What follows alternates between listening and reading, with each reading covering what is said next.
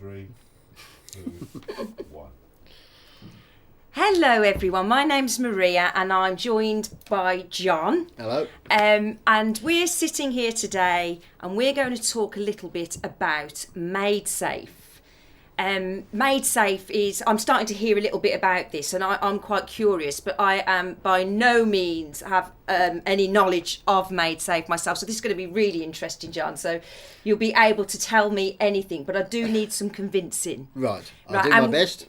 Good man. And we have an audience here as well. So there might be some questions out there that we might throw out or you might throw in to John to help me out, because I get quite nervous when I talk about stuff like Bitcoin and Maidsafe, because I can be in the moment and really get an understanding of it, but it's almost like I leave it in that moment, and when I move on, it's all forgotten. So good luck with that one, John. Good luck with that one. So let me just share a little bit about my very naive understanding, although I would say I'm not alone in this, John. I would say that out there, if I was to ask a question, what do you know about Maidsafe, they'd probably respond as I would. So back in the day, we were introduced to the internet, right? And at first I do recall thinking, what's that? That's obviously for technical, nerdy people, and I wasn't particularly fussed about it. Then it sort of got out there and I asked a few questions, and then I found it could do things like tell me things that I don't need to go to the library for now. And eventually I could actually not even have to go to the shop. I could start buying things on it and stuff like that. So it started to do an awful lot of things. And in all honesty, I didn't question it. Once I used it, I got a bit comfortable with it. I didn't question. I certainly wasn't thinking about security. And I would never have said to anybody, I hope you're making this safe. I just went with it. But as time has gone on, we can see some of the, horrendous things that do happen on the internet, but not taking away how amazing it is as well. And there's a lot more folk out there getting more concerned about the security and who's watching it and who owns what data and all that sort of stuff. And my understanding is this Maidsafe thing out there is being worked on and introduced to take some of that away, and also to put some freedom back into us as individuals, so that we can use it freely again. Now, I don't really feel I've put that too well, but does that make any sense? Well, first thing I'd like to say, I'm not an expert. I'm an enthusiastic follower, and so if I am wrong on anything, anybody out there in internet land, feel free to correct me in the comments or whatever. I'm as happy to learn if I'm wrong on something as anyone else. I think that's absolutely fair enough. The second thing was you said the internet, it's made an awful lot of things possible. The internet's built in layers, and I believe I heard a quote the other day that said there's 9 layers of protocol to get to you being on Facebook or you going to Sainsbury's.com and doing your shopping. So what we're challenging is, and what Maidsafe is looking to do, is to go deep enough in those layers and build at layer 2 or 3, whereas a lot of what the innovation's being done at the moment is higher up with just things that work same way the internet works for everybody now, but they try and do something different with it. Where that's ended us up is large corporations, Apple, Facebook, Google, controlling a disproportionate amount of our lives, because everything you put on Facebook can decide how many people see it, whether or not it gets taken down. If they want to sell it, they will reserve the right. They now own an Instagram. If any photo that they particularly like, they reserve the right to use that photo without giving you any credit, because they own it. Right. So even though you took the photograph and you put it up there, Facebook own it. Facebook say, actually, if we choose to, that's my photograph. Now, They get away with that a lot because there's so much out there. 99.999% of the stuff that's out on Instagram, that never happens. but they reserve the right if they want to say, "Nah, that's our photo," and Right. you could end up with your photo becoming an iconic image to do with something you had nothing, because you're using their service, because you're using it free of charge. Right. So generally, sorry, can I just ask you a question there? Generally, then, why would that concern me?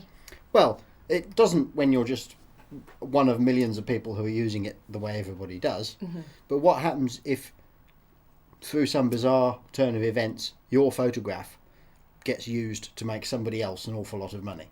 Right. Your photograph is the brilliant thing that means that they can make bucket loads of money selling their thing, and they're using your photo to do that. Right. And you're actually making Facebook very rich. Right. So, and you've got no comeback. You don't get a penny of that because it's an Instagram photograph and Facebook owned it in the first place. Right. So can I just summarise that? That's only one example, but yeah, carry on. The only reason I want to summarise it, just so that my understanding is clear, because if it isn't, my next questions won't make any sense.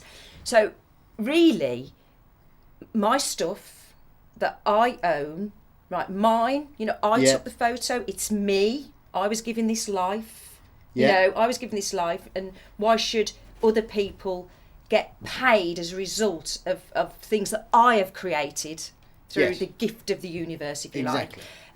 So what I am doing at the moment, my relationship with the internet at the moment, is actually saying that I don't own my life. Yes. You can actually take my gifts and do what you like, and you can benefit from it, and I might not get anything back. That's right. And that almost goes against the law of attraction, really. That's right. Now that's one scenario. A different scenario, there's been quite a lot of celebrities who have had naked photos of themselves posted all over the internet because they used a private service that's supposed to be only yours, but it got hacked. Right. So then criminals have got in, hacked your private account that's only yours. Yes. Because it's stored in a central server, so they don't need to get to your actual device. They can come in remotely from elsewhere. Yours is like a honeypot.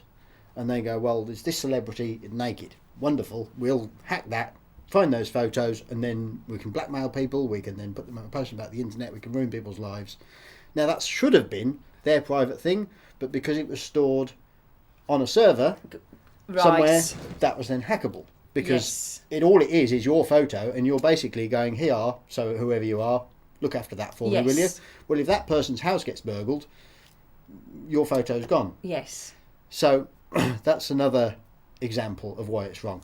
A third one would be all your communications being tracked by GCHQ or the NSA, if you're up to what they see as no good. Now, I'm sure there's a perfectly good argument that that's not a bad thing, that they can follow criminals doing what they want to do, but the problem is they follow everybody. Yes. And they'll track everything and they record everything. And there is that point there that, we are not a world of criminals. The majority aren't. Exactly. And it's almost creating this thing that... It changes... it changes the way you behave if you think you're always being watched. Absolutely. And it stops you being natural. Just go and look at somewhere like North Korea or somewhere. Yeah. The people in the country don't dare say what they really think, and everybody lives in a horrible way because they're underneath a regime that's supposedly always watching them. Yeah. And that's becoming, to greater or lesser extent, you can argue how much it's becoming a thing that people worry about, whatever the reality behind all the motives at the moment are. Because the problem with powers like that is, even if people put them there in good faith for the good of the people, it only takes somebody else to be in control and take over those powers, and they can be corrupted and used against the people. Sure. So the logical argument is, well, they shouldn't have that power in the first place, and you'll just, that comes with pros and cons, because it means you can't track criminals as easily. And if there are terrorists out there, you haven't got that power. But should you have it? At what cost? Should everybody be watched because one person in a million might do something horrible? And I think the biggest thing for me there is it discourages good natural behaviour. Yes. And there's a lot of talent out there, and there's a lot of good stuff, but people fear sharing that. I mean, we've all been given talents and skills, but people fear sharing that stuff because they don't know if they're allowed to. There's a fear. Yes. And really we're missing out, aren't we? If that's what I get from that. So there's a lot of arguments both ways about a lot of this stuff. But what Maidsafe is looking to do is take it from your relationship with the internet is then not your relationship with Facebook, your relationship with Apple, your relationship with Google, all of which is pretty one-sided for a variety of reasons, not all of which are bad, because some of those things are very convenient and useful. But that is your relationship with what the internet is now, and this is where we've ended up. And there's a lot of things wrong with it, rightly or wrongly, to the upsides of it. The downsides are unavoidable. Advertising, data breaches. We've just heard that Yahoo has been hacked, and in fact we've just heard it was hacked 2 years ago, and millions and millions of email addresses and passwords have been sold on the dark net. Right. And that will include politicians. It will include all sorts of people who don't want their private emails leaked to the world. But tough. It's too late. It happened 2 years ago. Your details have been sold. Yes. So, Maidsafe is trying to go beneath the basic way that all of your computer and my computer connect to a server somewhere. They're trying to cut out the server, which is, as we were saying with like the private photographs, they're held in a server. What Maidsafe is doing is, instead of having data banks that we all log into, is just joining all our computers together. So my computer will join to your computer, will join to 15 more computers. Has this got a name for it? Well, this is what the Safe network is called. Right, okay. Now, what Maidsafe actually stands for is massive array of internet disks, which basically the hard drive in your computer and the hard drive in my computer. Safe access for everyone. Oh, right, okay. That's what I didn't it stands know that. for. Did you know that? I remember the safe part, but not the main. So that's what... that's the thinking behind it, and the tagline is security, privacy and freedom. So if I was to ask you, you've kind of have just done it there, security, privacy and freedom. So for the average person that uses the internet for a bit of shopping, a bit of browsing, Google, whatever, reading, downloading stuff and music and films and all that sort of stuff, because would that be fair to say that's what the average person uses it for? Yes, most general use of and internet banking and all that sort of stuff. So what's the attraction for that person then by buying into Maidsafe and its concept? Maidsafe is still at quite an early stage, despite 10 years of development. But what's the vision? The vision is everything you do on the internet now, you'll be able to do on the Safe network. So you'll be able to build anything that you like that you can build now, you can build on the Safe network. The difference being no one else can get to your data without your credentials. Right. So everything on the Safe network is encrypted, and it's not just encrypted in one place, it's encrypted into tiny little chunks and spread around the whole network. Right. So that means that anybody coming in from outside, they can't find your stuff, let alone decrypt it. Right. And I think for the sort of more technical people, that bit's really interesting. But you think about you're at home, in your house. You know, if you've got something that, for whatever, it could be a birthday present for somebody, it could be a secret idea you've had, it could be your private diary. You'll put it in a cupboard, you'll put it somewhere in your house. Yes. And only you will get that. Yes. At the moment, there isn't a digital way to do that. Right. That's a really good way of describing it. Yeah. So what this will give you is your own cupboard, your own house, right, where you can put your digital stuff that nobody can get to it, and it isn't. Now, an awful lot of different things go on in different people's houses, some of which are slightly questionable, shall we say, for whatever reason. But we own our identity in our home. Right. That's right. We own it when in our home. When you're at home, you're you, and you're internet. not worrying that there aren't webcams set up all over your house. Yeah. Unless you decide to put them there by choice. No. And that's basically what the Safe network will give you, that level of privacy, but digitally. Yeah. Now, another part to it is that you will be able to, if you choose to, share anything with anyone. So you will be able to say, well, this piece of information. Now, you won't think about it like this because it won't look like this when it's finished. But basically, the way now you could private message somebody on Facebook that only they can see, and you have a private conversation. but then you can say things in public. Right. So that will be possible, just as possible on the Safe network. You can say things in public. You can do things privately between two people. You can have stuff that only you know about and nobody else knows is there. I've lost my thread. But so that level of privacy, that level of, what's in your bedside cabinet is up to you, and nobody else should necessarily know unless you choose to let them know. And that's interesting because that's really important to say to me. That's really important. And actually, when I do go on the internet, and I didn't think I did this until we were just having this conversation, I do think, would I want anyone to see that? I do actually. That's right. And I am not true to myself at times because I keep it in a way that just in case it gets out there and it's misinterpreted and it's wrong. Right. That's right. Even, we do that with emails. No, that's right. And I mean, any public interaction, you'll probably have the same set of, same thought processes as you have a public interaction on there. But there will be this other place that is properly private that nobody else can get to.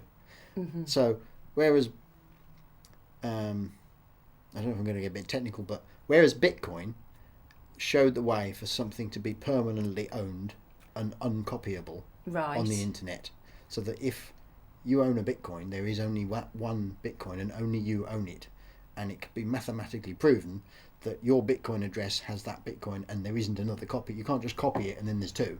Right. There's only one. That had never been done before Bitcoin. Everything was always infinitely copyable. Right. What would be an example of copyable then in this world? Anything at all that is digital, you can copy. Right. So if you, and people will, musicians or record companies will try and stop you and make you buy your own copy of everything. But all you're doing is putting a tick in their database that says, yes, that person can download this track. Right. And giving you another copy out of nowhere. Right. Books, films, everything like that. The amount of copies of popular films that must be out there on everybody's hard drive is just staggering, because everybody's got their own copy. Well, that's a tremendously inefficient way of running computing in general. If you want to watch the latest Star Wars film, or maybe even an old Star Wars film, you'll probably find there's million upon million upon million a copy on people's private machines of the same thing. And it's exactly the same thing, copied millions and millions and millions of times, so that you have got your copy and they've got their copy. Right. So can I just ask a question on that? And forgive me now if this sounds a bit crazy. No, go ahead. So all these people that copy all these movies and do all of this stuff, the person who made that movie and should be getting some kind of royalty for that movie, do they lose out? Well, it depends. A lot of those copies are legitimate copies that say that you've downloaded from iTunes, and an awful lot more of them are illegitimate copies. That's a separate argument in it, if you leave aside the question of ownership and what have you, and you just look at the efficiency of having a thing that you download a squillion times. Yeah, but isn't ownership also a? But you see, when you come to what Maidsafe will offer, what you will be able to do, presuming you're doing everything legally and above board, is instead of having to download that thing and have it on your machine, which you still might want to do if you want to watch it somewhere where there's no internet signal, but you can have your credentials will allow you to watch that film in a way. I'm not sure if I've gone slightly off topic here. So your credentials will allow you in a way that isn't controlled by other people and telling you yes and no and this and whatnot. It just works. It's there and you can see it. Yeah, I think what I was trying to understand is that if people just copy things and it isn't legal or the right way, whether it's a legal thing or not. There's a lot of questions here which will remain to be seen as to how they're going to be answered. A lot of this will come down to, there's going to be probably years of working out ways that actually work. I mean, if you start at Napster, which was when MP3 was invented, right, and everybody could then file share, but then the musicians got nothing because there wasn't a legitimate way to do the same thing. There was only that illegitimate way of doing it, or going and buying a CD still. Those were your options when it was first invented. now we've got Spotify and we've got the iTunes store, all of which have a lot of things wrong with them, but at least it's a legal. Well, and the same with TV and film. Now there is Netflix, and there is Amazon Prime. So if you just want to watch that film, you can just sign up, give them a small amount of money, and watch it, and that works, and it's fine. Yeah. There'll always be people who want to go the other road and not pay that whatever fee it is. And there would be with anything. And there would be with anything. Yeah, yeah. And that is all to be worked out. How do those what mechanisms will come and be built on top of this network? But basically, it's providing a different architecture for people to build things on that doesn't rely on you going, hello, Mr. Person with a large server, here's my data. Yes. And what drove, or do you know the answer to this, what drove the guys that came up with Maidsafe and who are working on Maidsafe and have a vision, what is it that drove them to want to do this? What were the things that were bugging them? As far as I know, and I may not have the whole picture by a long way here, but David Irvine used to build servers and build networks for a living 10, 15 years ago. Right. And he was just frustrated by how inefficient the mechanics of it are. Right. Whilst also worrying about the privacy, freedom and security aspects of it. And so who benefits from making it more efficient? Well, everybody really. Just it works better. Is it a speed so thing? Yes, I mean what you want once the network gets big enough, and if everything goes according to plan, what you will notice is that just everything. If you go to a slightly obscure website, particularly if you go to a website and you try and watch a film or a video, a little bit of video, a snippet of video that isn't on YouTube, it's like the buttons don't look like YouTube buttons, and you press the button, and then it thinks about it, and it plays it the first 3 seconds, and then it thinks about it some more, and it's that sort of thing. The only way now to get reliable video on your website is to put it on YouTube or possibly on one of the other large ones like Vimeo or something like that. If you want video that works for everybody to just go and look at, you have to basically, if you're building the website, you say, well, here's all the instructions and the video's over there. And then the person who's looking at it, they don't know that they've been redirected over there, but your website comes from where your website's hosted, except for the video bit, which comes from YouTube. Right, so being a user because that's the only way to get reliable, fast. So that when you press play, it plays straight away. Right. So that's made YouTube this enormous behemoth that it is now. Again, there's pros and cons to that, but well, let's concentrate on the pros. I know there are cons, and there's probably lots of questions you could ask that will come to mind. But what that would mean is you can have the video bit of your website with the rest of your website, so you're in control of it. You're not. Again, it's yours, and you can choose to share it. Yeah, but just on that point of efficiency, as a user, if it sounds to me like it's about taking all these layers away, and that can be for security reasons and efficiency reasons as well. So as a user, the final, if I'm using Maidsafe now and the vision's there and it's all out there, am I finding things more quickly? Is it?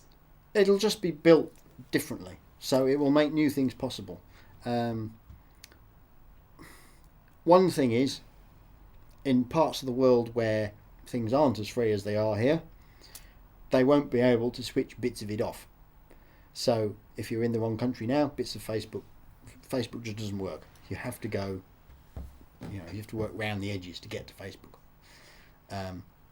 If somebody builds something like Facebook on Maidsafe, now a lot of the reasons that Facebook's where it is are driven by the architecture that is underneath it, which is the internet that we all use today. So I'd be surprised if something got that big and powerful built on the Safe network, because there just isn't the need. But if somebody was to build something on there that had a large amount of appeal, it couldn't be blocked in the same way. Right. So, I mean, you hear on the news sometimes when there's a revolution in a country, they'll switch off Twitter. And Twitter just doesn't work in that country. Because they know where Twitter comes from, and they can just block the stream of data that's coming from Twitter. Right. On all of the entry points into their country. Maidsafe is fundamentally different because it doesn't. You're not all drinking from the same pipe, if you like. It's lots of machines all joined together, so there's nothing to block because Right. data is going in all different directions between all the machines that are on the network. Yeah. And it doesn't matter where they are in physical space. It's a global network built across what is the internet that's built now. So is the vision that it works alongside this internet and people choose to use it, or is it to replace the I think internet? I mean, again, this is where I'm not particularly strong on my answer because I don't know. This is my own surmise. But an opinion. What will happen, I would guess, is that things that are most important and most security, where security is most key. So, things like private communications, particularly for high stakes of things, once it's been proven. In fact, there's a test net for Maidsafe that came out last week that's got the first ever email program in it, which means that you've heard about Hillary Clinton's email trying to have her own private server. Yeah. That was so that she wasn't on Yahoo or Google or whatever. Right. And she wasn't on the government ones either because she was worried about those getting hacked. Now, what she ended up doing is making one that got hacked anyway. Yes. As we all now Yeah. know. But in this test network, there is another email that literally isn't hosted anywhere. There's nothing to hack because it's on. So it will be, once it's proven and it's actually out there, it will be, by all current today's hacking techniques, totally unhackable. Now, that's not to say that somebody clever won't work out a way later down the line, but at the moment, nothing that people will use to hack an email server now would work with Maidsafe. It was all, Yeah. they're all the wrong methods. It's the wrong sort of nut to try and crack. Yeah. Because it is so those are the sorts of things that will go there first. Secure data. The other thing about it is the security of the data. So I don't know if you've ever had a file that you've had stored in Dropbox or on Apple's thing or something, and it's got deleted or it's got corrupted and it's gone. You can't get it back. Mm-hmm. You know, particularly people who were early people to cloud storage and backed up their whole photo library.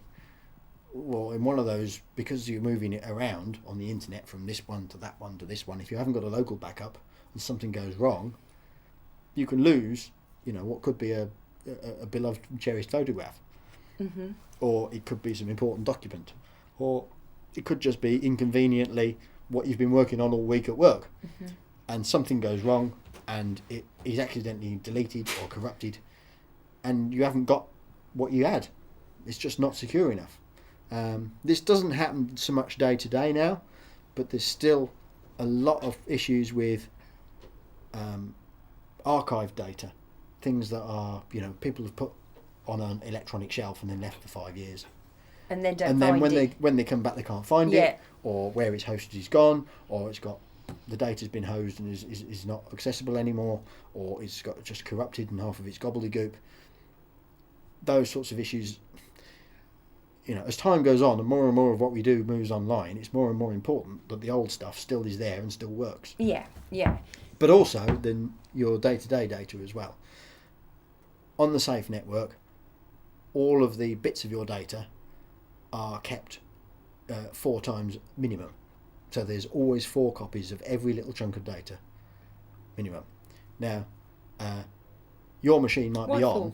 Why 4? Well, I don't know. You'd have to ask the developers why they pick 4. But presumably, they have to anticipate how many machines are on the network will suddenly get turned off. Right. And other ones coming online. Yeah.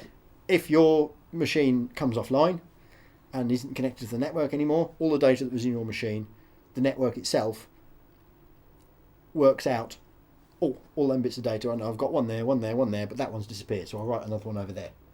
Right. So it gives you data security, so that it, and again, because it's not geographic, it's not all of the, if a nuclear bomb went off in the middle of wherever Google keep their server farms, they'd be hard pushed to make sure every last little bit of data was okay if they wiped out that much of their network all in one fell swoop. Now, probably it would be okay just because Google is so big and they've probably got backup on backup. Most more normal people with smaller amounts of stuff you know, if your house burnt down tomorrow, God forbid, anything that you had in your computer may well have disappeared and you'd never get it back because you can, you know. I mean, it doesn't have to be your house burning down. That's if you've got like a separate backup drive system or something like Apple's Time Machine or something like that. You know, you've got one backing up the other. They're usually still in the same room. So if your house flooded or something, and Can you just come up with something a bit dead, nicer than that? You've burnt my house and you've flooded it now. I'm sorry. In case of some calamity. Right. So I suppose what attracts me to this whole idea of this new idea, because it's a new idea, isn't it? Although it's probably been It's been 10 years in development, but it's new it's an to idea being, still in development. Yes. Is because I love that word freedom, and from what you've been saying today and what I've listened to on YouTube myself, that it's kind of empowering the individual again to to own and have this freedom. So as a user, if it was out there now and I have a choice to either go down that route of Maidsafe, or I just think, well, I'm not that bothered, I'm all right, I'm used to this. What is the major attraction? Because there's an awful lot of ignorance out there. Yeah. It's going to take a lot of time. Yeah. You know, Google Mail is very convenient. I use it myself. If you're not trying to hide So does it mean anything- we don't use Google? It depends if Google decide to build any services on top of the Safe network. At the moment, they don't. So, would it but be in then, their interests to do that? Surely. Again, that's arguable. If they can come up with a business model that makes it make sense for them, then yes. And I don't know what Google's official stance is. I know that quite a lot of Google employees are very interested in following what's happening with the development. Because they can see what goes on in Google. That's right, and they're watching it very closely. Now, I don't know what Google's official stance is at the moment. It's too early for anybody to build anything. You know, we're right at the very beginning. Again, if you compare it to the normal, no one's built Netscape yet. If you remember back to your web browsers that were very early on, right? We're pre-Netscape as far as this new network is concerned. There is a safe browser coming. At the moment, you sort of have to put a few hacks together to get an ordinary web browser to be able to view what's happening on the safe network. So it's a little bit technical. I haven't tried the alpha release, so I don't know if it's still exactly the same. But you certainly had to do a little bit of technical jiggery pokery in the background in order to be able to get to view what you were looking at and what's on this new network. Now, I don't know if you remember. I was at the age of kids' TV in the early 90s. I couldn't possibly remember. and you used to have them try and make it sound fun and list this URL, whereas you just say just go to bbc.co.uk/ whatever my TV program's called. Well, then it was http // this, that, and the other. And it's far more. You know, you wouldn't be able to ever remember it. You'd have to write down this great long list of everything, and then you'd have to go and type that in. Yes. To get it to come up. Yeah. Now, just through it being there, and lots of people wanted to use it, everything's been simplified and simplified. Linked and all that sort of stuff. So that's where we'll end up, and it's going to be a gradual process. I fear that an awful lot of people are going to be driven there out of desperation because of driven to using things that are on the safe network out of desperation because their old systems get hacked, get compromised. Right. So you fear that the pain has got to get worse. That's right. I think that, and I think that is partially inevitable. Yeah, because pain's the biggest driver for change and movement. That's right. And that's where I'm an advocate. It's going to take businesses going under because all of their and that's the bit that just concerns me at the moment. It's that why do I need to bother? Yeah. You Well, you see, anything that, and the other thing that is arguable about how much it will change, and I think Maidsafe has got a bit of a head start on. People are trying to build things that aren't free because everybody, if it's the thing now is if it's free, you're the product. So all Google services are free because your details are then you are advertised to. Advertising, so Google sell you as a user to the advertisers and say we know this much about this group of people in which you're one of. They don't tell them that they're your individual name and address, but it can get fairly close to be targeted for any adverts. Facebook do exactly the same thing. So you are the product that's being sold from the company's point of view. They want lots of people using it who for free because that gives them what they can sell to make money. So other people are trying to build different projects going on that require you to pay for it, even if it's only a very small amount, so that you don't have to have, so that they can then keep your data secure. Right. Now, a large part of the problem with doing that is you've only got whoever's doing it to word for it, that they're not just going to make you pay and then sell your data anyway. But if they've not got this Maidsafe concept on their I'm agenda, I'm talking now about people on the traditional internet. That's what I mean. If they haven't got that concept, then now what Maidsafe will allow them to do is it will give you will be able to do more than just take their word for it that your data isn't being sold, because you're not giving them your data. So you'll be able to go and use your email in Maidsafe, and you know Google aren't reading all your emails, which they do. But how do you convince people that Maidsafe makes it safe? Because you've talked quite technically, and some of it I haven't grasped. No, it's okay, and I'm sure that many people who watch are more familiar. So for me, and I could question you all day long on a lot of it, and I won't do that because it's not productive use of time.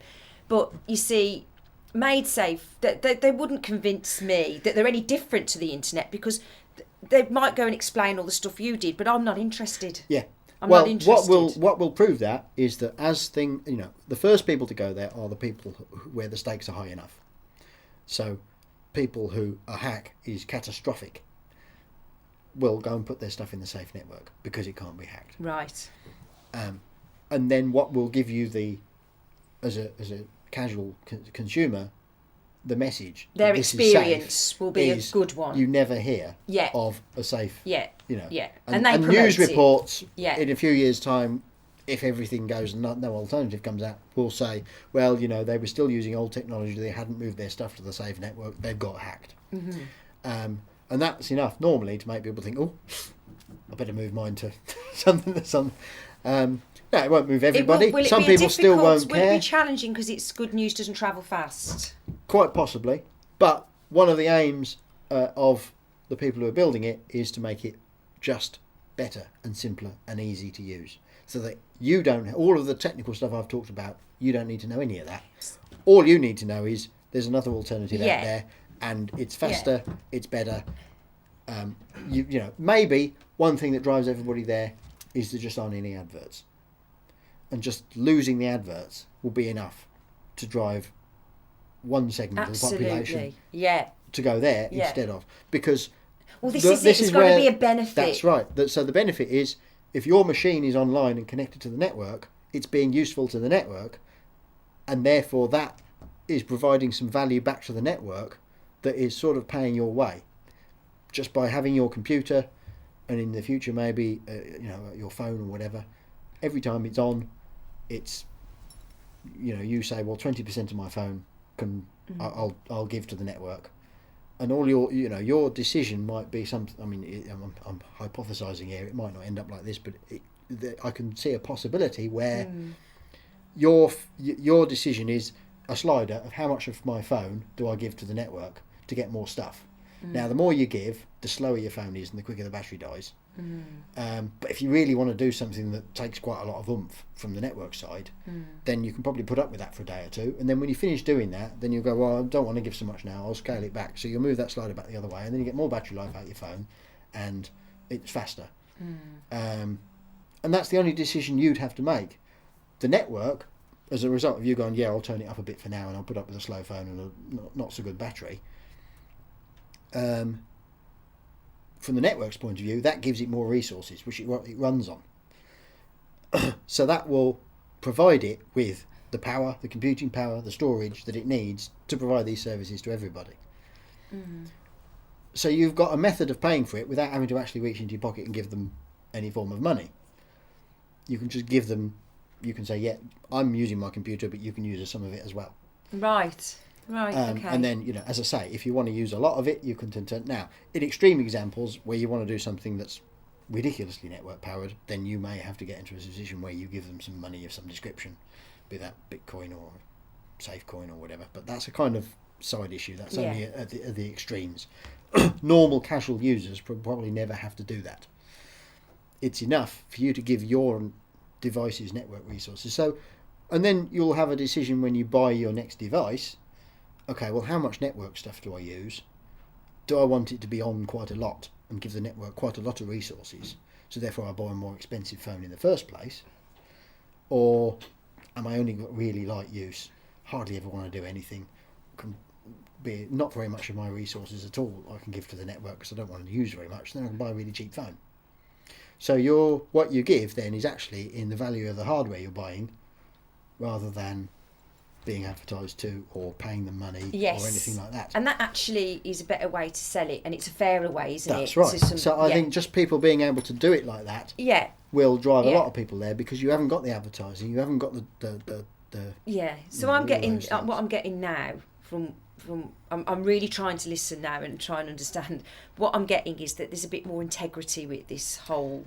Yes, that's a very good this word. Whole venture. That's what I like about it. Yeah, the integrity and honesty, and it's more transparent. Yeah. Because you're right. If I go in as a consumer, will go in and buy something, I have absolutely no idea. I just go the white one. Yeah. And you could say that's a girly thing, and we do that, but we do it because we're baffled by the nonsense that's almost dishonest. Even though I'm not saying that God bless the salesperson who's trying their best to do what they do, but this is what it does my head in about anything technical, is that I just want to know what I need. Yeah. This is what I want to be able to say that to you. And that's, I think, and if you tell me Maidsafe makes that possible, it makes it more possible. I mean, no, I don't mean 100%. Yeah. I don't mean 100% bulletproof. But if it takes me towards the more narrow path of less destruction, then I'm one of your customers. Do you see what I mean? And it's how, and that's great. But it's how you get that out there, and do you see what I mean? And I think you need the right people to get into this. Yes, you do. But if you're, for I like it. It chimes well with me, because if you build something that is just inarguably better and functions as it's supposed to and doesn't fall over and hasn't got all sorts of compromises built in, then the market will often do the rest. Again, another example might be, look at Apple a few years ago. They start making phones that on the surface of it are fantastically expensive, but the market finds a way to pay for them because people want them, because they're beautifully designed, they're very reliable, and they do what people want them to do. Again, argument either way as to whether that's still the case now. Yeah. But that's how they got to it's where they done are now. a good bit of time in that. That's it, because they don't rely on selling you out your details and advertising. They rely on hardware sales for their income. Right, that's interesting. Along with the iTunes store as well, which doesn't do them any harm. Doesn't do any harm. No. But their primary business is selling phones, and the way they've got there is by making a phone that's just better than anybody else's phone that they made. Yeah. Again, other phones will be better than them on this level or that level, but as a package, it's the best of all possible worlds.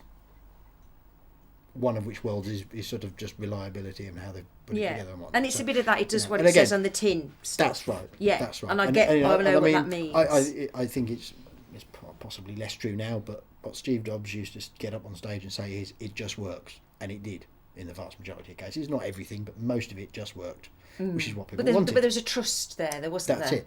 But because they consistently made things that did what they said it did, then people trusted them. Again, you're only talking shades of grey, and not all of it always works. But in general, they were more right than they were wrong about it just works, and that's how they got to where they are today. Yeah. So building a quality product that just doesn't have any compromises, wriggles, bits that fall off, flaky bits that go wrong, goes along. It doesn't do all the work, but I feel it goes a long way to being what people come to rely on. So, but wouldn't that have been the intention of the internet designer in the first place? Well, yes. If you talk to Tim Berners-Lee, who was the father of the internet, has been called, he's not very happy with how it's ended up now. Yeah. And he's been out to. He was at a conference the other week that was all about decentralizing the internet again, to get it so that, because the original thing was that every computer could talk to every other computer. The server was a necessary thing because that didn't work very well because all the computers were so slow, and then has grown into all these massive corporations. So was it a technical thing that has got this kind of out of hand, it being a server in the design, or is it actually some other brains that have have added bits on to make this a little bit more I would corrupt, guess if that's the right word. I would guess it's a mixture of all sorts. And does that really some matter? of it's just an awful lot of the things that are done to start with are done just because that's a way to do something that's never been done before. And so, when Google first came up with a search engine, all they were worried about was making a better search engine. Now, if you're worried about your own data privacy, don't use Google, because they don't. They're quite transparent about, we'll use your data for all these umpteen reasons, but all you can choose is like it or lump it, or don't use them at all. Well, there is that. But you see, when you have conversations, I don't know if anyone else experiences this, but all of a sudden I'm hearing things like, Google, they know everything about you. Are they the ones that are running the world? Are they going to be managing Donald Trump? All that sort of stuff. And it's that, is it just that they've had this intelligence to do so, or is there something that isn't quite? It hasn't got that integrity. It's the old argument that you shouldn't have a benevolent dictator, right? Because they can be replaced by a not benevolent dictator.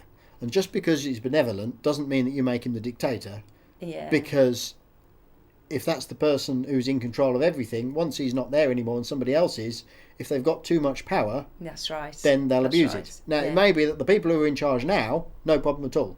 Yeah. And for as long as they're in charge, but if you've created the position with all that power, somebody else will have a different idea. If somebody else then comes in and takes that position, they've got all that power, and that could be a big problem. Yeah.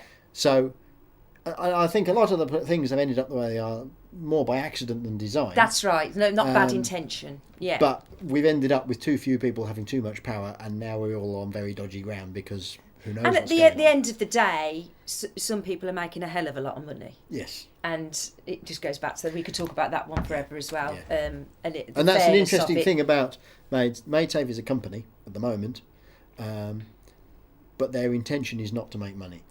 So they're almost writing themselves out of the future. Once it's all set up and working, they're kind of writing themselves out of the equation. They want this to, once it works and it goes, they just want it to go on its own without having people, because the network will, or should, almost completely maintain itself. Yeah. It's almost like they've removed the ego from all of this, and it's about doing the right thing and helping the people to use this, and because it's a world we live in, it's a digital world, and to use it safely and enjoy it, and also to benefit. You get your birthright. You get what you deserve and what you are owed. I like that concept. I did watch the video. I'm not great on YouTube myself, you know that, and I don't have patience with it. But I did get the impression that the guy with the blonde hair, the Scottish gentleman, There's two Scottish gentlemen. Yeah, I know. I was going to call them reclaimers. But I was listening to him, and it was, I don't know, you know. I like to think I'm intuitive, but I can be easily fooled. But I did get the impression that this is just somebody that just wants to try and create something that's good for the good of the people. He didn't look like somebody, or didn't sound like somebody that's just out there, unless he's a wolf in lamb's clothing, which people can be as well. But it seemed to be that has a passion for David this. Irvine, when he'd finished his project making this server network a very long time ago, he then took a couple of years out, and most of his time was spent on lifeboats as a volunteer lifeboat person. So that tells you something. It sounds like this is there's somebody that has a desire to do good in the world and wants to get something out there. I mean, and I can't. None of us never know, but we have to have some trust in some people, because there's an awful lot of people out there that don't have that. And I'm looking for those winners personally. So, and that's why I decided that I would sit here with you and ask these questions on something that I was really hoping that is the truth. Yeah. And this is a trust thing, and we can, we can, when we hear Maidsafe, we can think, Maidsafe, it's real and it's good. Yeah. And I don't know how much of a household name Maidsafe will be, because it's so low down. I don't know if you're familiar with the term TCP/IP, but there's no reason why you should be. That's how the internet works, but nobody talks about it because it doesn't matter. The internet works. Yeah. What matters is what you interact with on top of it. Yeah. So you might hear, if you're not technical, you might not hear that much about Maidsafe and the Safe network. But I think because that's actually what you'll hear about is the things that are built on top of it.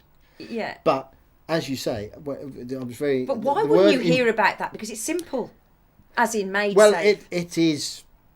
It's a simple phrase. It explains a very complex and difficult. Of course it does. Thing But when you they've been trying first to shared achieve. Bitcoin with me, I was like, what? Yeah. What? Don't get it. Don't want to know. I'm scared of this. When I saw the words Maidsafe, I thought that's just so transparent. So it's got to be something good or something that I'm not going to be embarrassed about as much as I was when I first heard Bitcoin. I'm getting less embarrassed now, by the way, because I don't care anymore. I just go with it. But do you see what I mean? Yeah. Maybe. Yeah, because it's not big and out there yet, but this is the start of their journey, isn't it? As you said, Yeah. But you used the word integrity earlier, and I like that a lot. I think that makes perfect sense. It's a very good match of the word with what they're trying to do. Yes. And when you've got a foundation with integrity, then what you build on top of it can have integrity. Yeah. If you're trying to build on fly by night, even stuff that's been put there in with good intentions. I know from the little bit of developing I've done myself, which isn't very much, but I've done enough to know you have to be careful what you choose to build with, because if you pick the wrong thing and it gets neglected, then you'll find in a year's time it doesn't work, because nobody is then. Now, a lot of time somebody's made it with perfectly good intentions, but they've done their thing, they've got it working now, and then that's it, and then what that's built on has moved on, and then their thing doesn't work anymore. And but it's because that's broken, but that person's gone and do something completely different now. So you're on your own, and if it's broke, it's broke, and that's that. Again, it's having something that is got some air of permanence about it, and it goes deep enough and is comprehensive enough to build on as a foundation to build things that will last. Yeah.